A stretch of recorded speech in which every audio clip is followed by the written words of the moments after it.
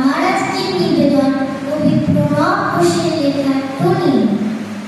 বিজ্ঞানে আমি 10 পেয়েছি, মাত্র 10।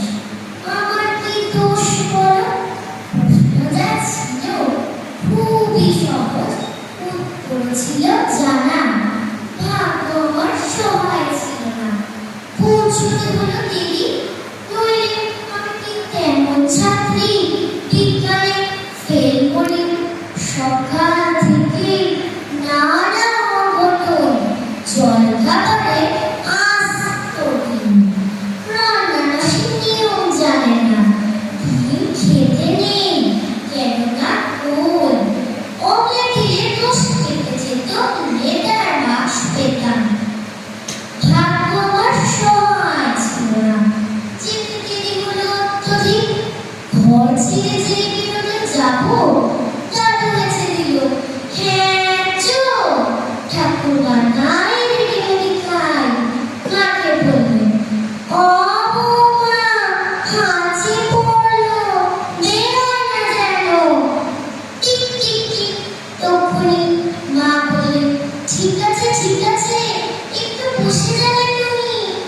অগত্যা তাই বসতে হলো।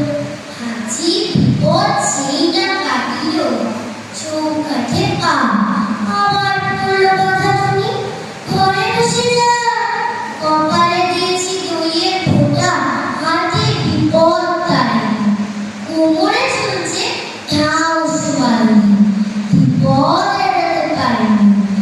অতি সাবধানে ঘরের বাইরে যেই না গিয়েছি, কুন্তি বলছে দিদি দেখ দেখ, পাঁচিলে একটা পাখি, কি সুন্দর, হলদেটে ঠোঁট, লালচে চোখ আর বাদামি পিঠ।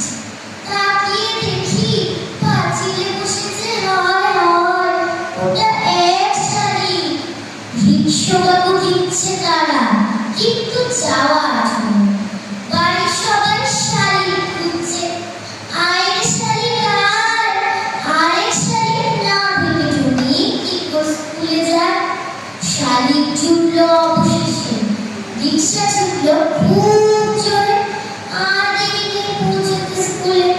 কিন্তু আমার